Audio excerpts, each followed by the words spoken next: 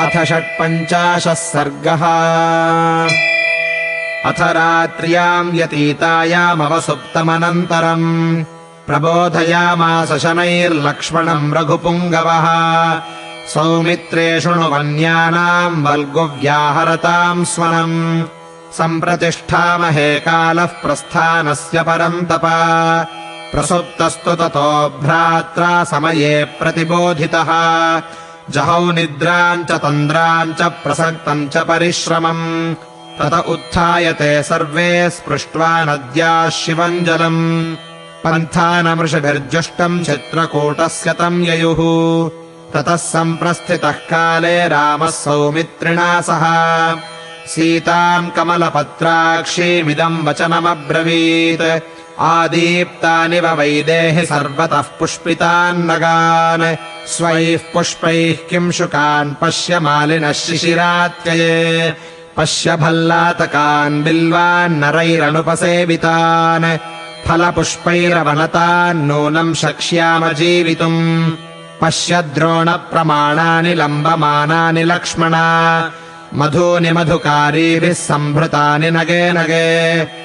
एष क्रोशति नत्यो हस्तम् शिखी प्रतिकूजति।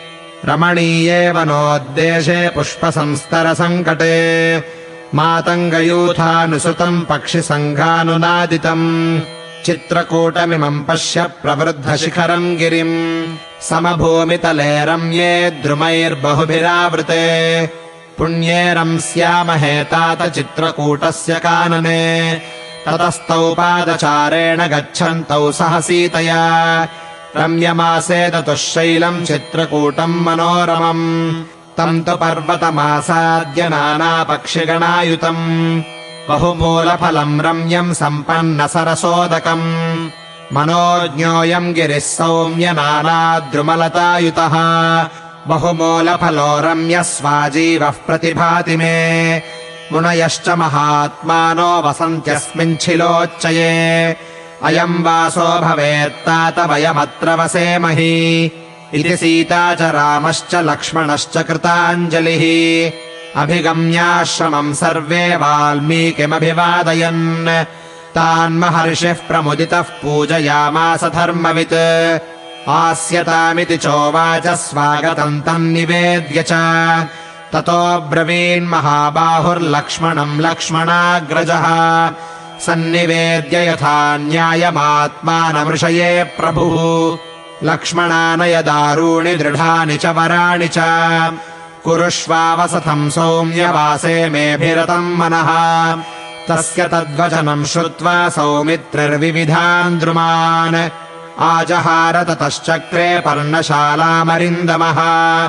ताम् निष्ठिताम् बद्धकटाम् दृष्ट्वा रामः सुदर्शनाम्। शुश्रूषमाणमेकाग्रमिदम् वचनमब्रवीत्। ऐणेयम् माम् समाहृत्य शालाम् यक्ष्यामहे वयम्। कर्तव्यम् वास्तु शमनम् सौमित्रे चिरजीविभिः। मृगम् हत्वा नय क्षिप्रम् लक्ष्मणेह शुभे क्षणा। कर्तव्यः शास्त्रदृष्टो हि विधिर्धर्ममनुस्मर। भ्रातुर्वचनमाज्ञाय लक्ष्मणः परवीरः।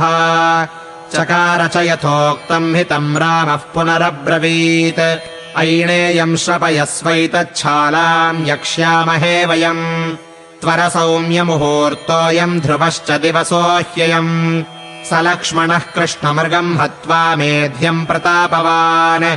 अथ चिक्षेप सौमित्रिः समिद्धे जातवेदसी। तत्त्वपक्वम् समाज्ञाय निष्टप्तम् छिन्नशोणितम्। लक्ष्मणः पुरुषव्याघ्रमथ राघवमब्रवीत्। अयम् सर्वः समस्ताङ्गः श्रुतः कृष्णमृगो मया। देवतादेव सङ्काशयजस्व कुशलो ह्यसि।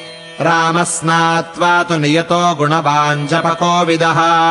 सङ्ग्रहेणाकरोत् सर्वान् मन्त्रान् सत्रावसानिकान्।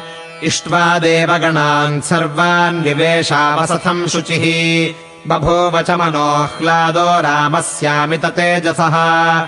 वैश्वदेवबलिम् कृत्वा रौद्रम् वैष्णवमेव च। वास्तु संशमनीयानि मङ्गलानि प्रवर्तयन्। जपम् च न्यायतः कृत्वा स्नात्वा नद्याम् यथाविधि। पापसंशमनम् रामश्चकार बलिमुत्तमम् वेदिस्थलविधानानि चैत्यान्यायतनानि च आश्रमस्यानुरूपाणि स्थापयामास राघवः ताम् रक्षपर्णच्छदनाम् मनोज्ञाम् यथा प्रदेशम् सुकृतान् निवाताम् वासाय सर्वे विविशुः समेताः सभाम् यथा देवगणाः सुधर्माम् सुरम्यमासाद्य तु चित्रकूटम् नदीम् च ताम् माल्यवतीम् सुतीर्थाम् ननन्दहृष्टो मृगपक्षिजुष्टाम् जहौ च दुःखम् पुरविप्रवासात् इत्यार्षे श्रीमद् रामायणे वाल्मीकीये आदिकाव्ये अयोध्याकाण्डे 56 सर्गः।